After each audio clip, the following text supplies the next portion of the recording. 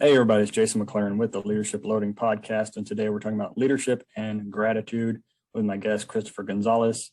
He is an Army veteran, athlete, full stack web developer, YouTuber, and he's helping veterans find high paying jobs using resources nobody talks about. So he's going to be a great resource for the show today and helping us move forward in our careers and going forward there. So, Chris, welcome to the show. It's an honor, Jason. Thank you for having me. Definitely. So, yeah, tell us a little bit about your background, how you got into full stack development, and then we'll go from there. Yeah, well, I'm going to try and make a long story extremely short. But for those of you guys listening, I just recently separated from the Army about 2 weeks ago. So that's really cool. Probably good timing with what's going on in Ukraine, but we'll circle back that later. So I just got done being stationed in El Paso for 5 years in 1st Armored Division, where I was a logistics officer, but I spent about most of my time working in the maintenance field. So while the guys were blowing things up, I was making sure that their stuff didn't break while they were blowing things up. 3 years Army National Guard in West Virginia, and I'm probably going in reverse order, but that's okay because that's not how life happens anyway. I did ROTC in college at Marshall University, and I just separated, and I find myself now in Houston, Texas. And about as far as my Army career, Army Maintenance Excellence Award. I had some really good mechanics, and it's just a really good experience. I can touch about this maybe in a later YouTube video, but El Paso, as bad as that place is probably one of the best places for career development for anybody listening. Yeah. Definitely. It's kind of like Herbert Field for the Air Force. You know, if you go there, you're gonna blow up. So yeah. And that's another story too. Like you said, another YouTube video. So definitely let's talk about so I don't even know what full stack development is. Can you give us a little background on that and how you're using that right now? Oh yeah, absolutely. One, I hate, and I barely ever use that term because you really got to have a general disgust. But I hate when people label tech as something, or building data architecture as something Herculean task that nobody can do, because I wasn't the brightest dude. I didn't even study that in college. But front end and back end development, we use in all the machine learning books that we've ever learned, we use an ATM as an example. So let me quantify like that. You press all the buttons in order to make your money come out. That's front end development. So like on a website, that's all your buttons. For example, one language is CSS, cascading spreadsheets. And every time you press a button, that's what it is. You can move it up and down, make it look different. Then you have the back end development. That's basically what makes the money computing come out. So you put both of those together, you are a master of both kinds, front end and back end. But you can make a living with both. Honestly, I know plenty of back end developers, and I know plenty of front end developers. The front end developers make things pretty. The back end developers make things work. Yeah. There you go. You got the architect and then the interior designer. Absolutely. And there's a market for both nowadays. There you go. All right. And then we'll get into some more questions, but you're training for a race right now. I think you said you got one coming up. When is that? This weekend. This weekend? Yeah. So, all right. So yeah, your big background is fitness. You got a YouTube channel, a TikTok, all that. So one of the things that stood out to me on one of your TikToks was it said, get your SHIT together. I'm not going to say the word for the I don't want to have to make this an explicit episode. But, so let's start with S. You're talking about self-care. And before we started recording, we were kind of talking about self-care and some issues that I had getting out of the military and things we need to do to make sure we have self-care and move forward in our career and in our life, really. You want to talk a little bit about that? Yeah, and I'll probably try not to stay on this topic for too long because I feel like I could talk for hours on it. But first, let me begin, all right? So COVID taught us one lesson, and that was emotional intelligence, not just of yourself, but for other people as well. And people have the common misconception, especially us males, that we don't suffer from mental health issues. So right as COVID was kind of getting rampant, my grandfather died, and I wasn't, things were pretty strict with the military. Like we had endless quarantines, couldn't go anywhere. And I was training for a powerlifting meet on the United States level circuit that I was trying to win, in his honor, because I could go back to Maryland, couldn't fly back, and that got canceled literally 2 weeks before, so that kind of sucked. But in the military, they teach you, you got to suck it up, and I had a like 110 person platoon at the time, and I'm like, I can't show any remorse or grief because then they're looking at me, and then if they're sad, then I'm sad. So I guess my biggest self-care, one of the biggest things, popular concept relief. If you're suffering from something, go seek help. There's nothing wrong about that. uh there's an app that I use on my phone called Doctors on Demand when I didn't have access to a doctor. It's covered by most insurances, not just TRICARE. I talk to somebody every week, and I'm not scared to say that. And other forms of self-care, I work out 6 days a week, but that's just what I like to do. If you like to go and walk, go walk. And I guess lastly, know when to decompress and when to take a break. And that's kind of universal. And no matter what you do, work's always going to be there. Rome wasn't built in a day. Many of the people that I look up to, like in the military entrepreneur space or the tech space, Elon, Nick Bear, all those type of people, they didn't become who they were overnight. So learn when to take your breaks. I always go out for food and drink sometimes with my buddies on Saturdays. And I always take that hour for church on Sunday because it's the only thing that has me kind of reeling to reality. Because anybody that's a web developer on here, it's always changing. There's always new projects to be opportunistic of, and that can always kind of get over your head if you're not careful. Yeah. Definitely. And that kind of relates into making self-care part of your happiness. And that's the H in the word, but happiness is also about not only self-care, but balancing what makes you happy. So it may be your job if that's what you want to do, but also balancing your off-duty, like I say, off-duty things for the military guys, but things outside, either whether that be family, if you have a family, or your hobbies. And it sounds like you got a good balance there. Still learning. I mean, I'm only 26. I know some people that have like families that they are still learning how to do that. I'm like, makes me kind of nervous one day. But we're all humans and we all figure it out to a certain extent. Definitely. And then the I is inner peace. Talk about that a little bit.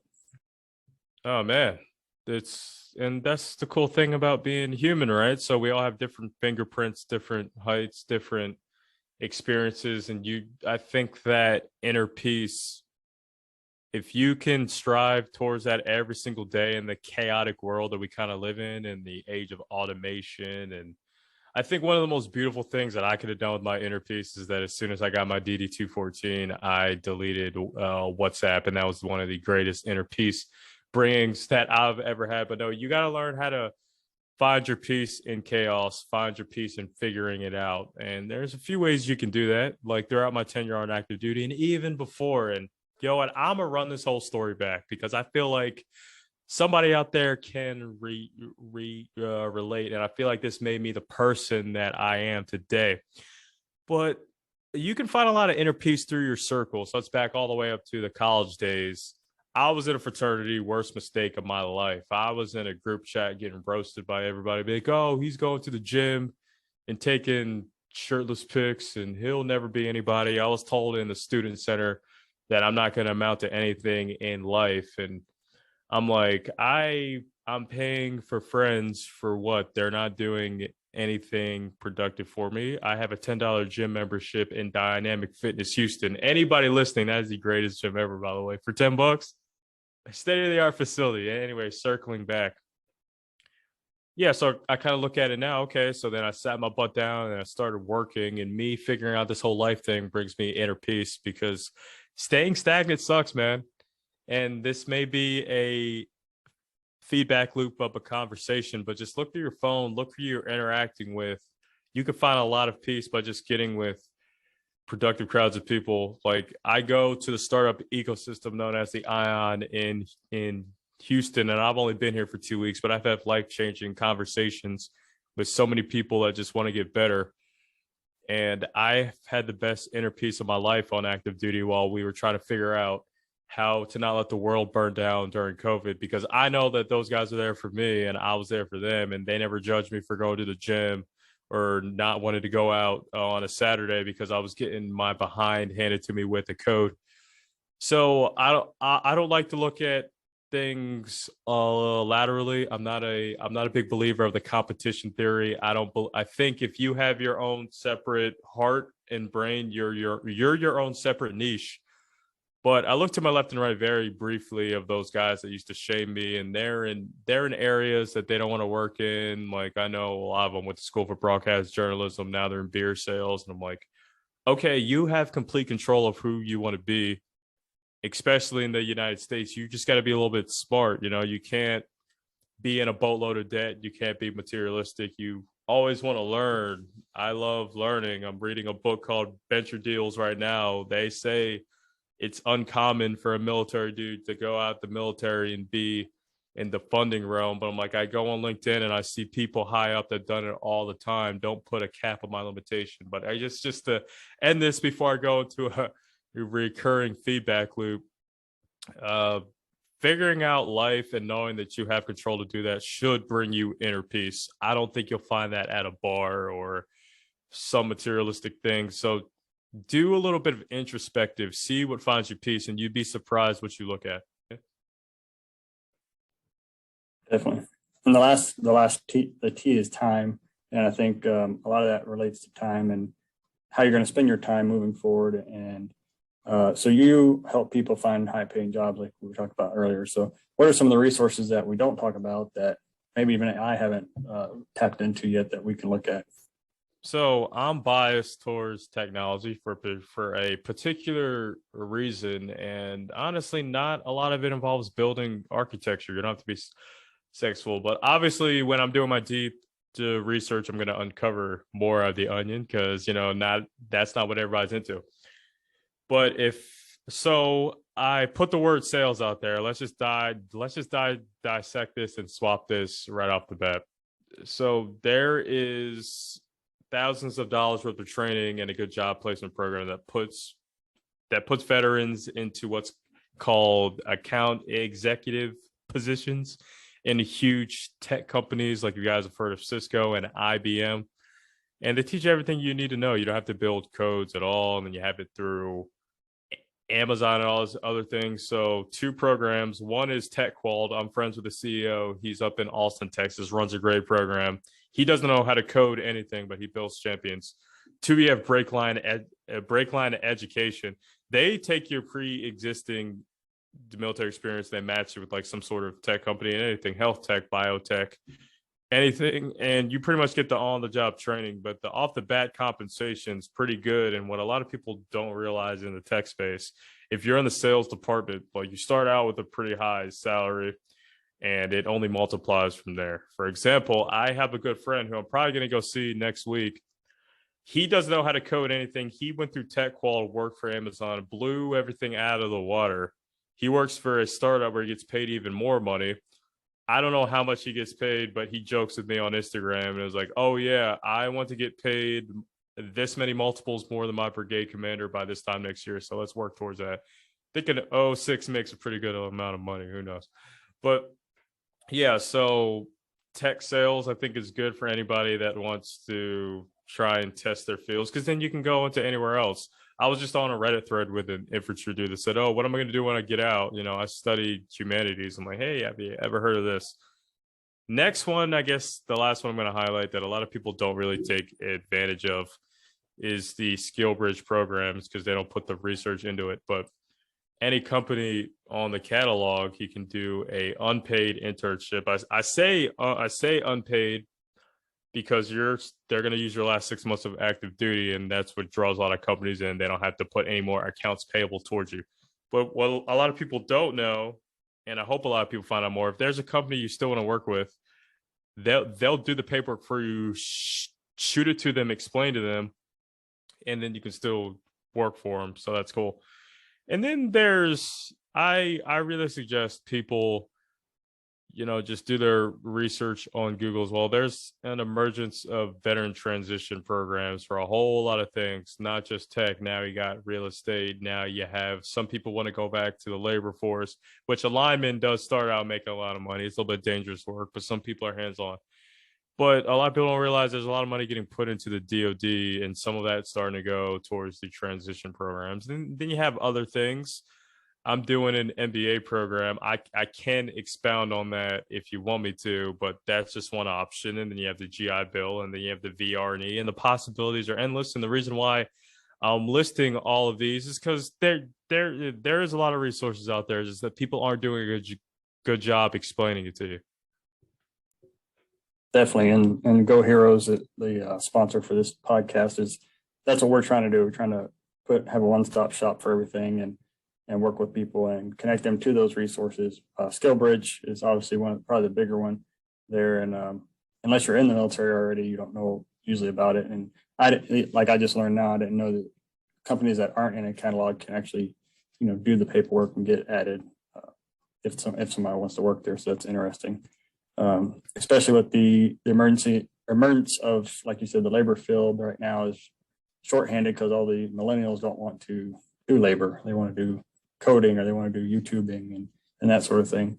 And so the labor fields are being more compensated for that, for the people that do want to do it. So makes sense. Yeah, I put 5 of my mechanics through that, and they're all messaging me on Facebook being like, wow, I've never made $90,000 in my life. I'm like, you're welcome, because you did a good job fixing my tanks. I'm going to do a good job taking care of you. Yeah. Definitely. All right. What is your 1-minute leadership tip for someone? I'm not going to take credit for this quote because that's bad, but I love it so much. So I'm a firm believer that if you draw inspiration from somebody out of an industry that's not even something you relate with, that's a real one.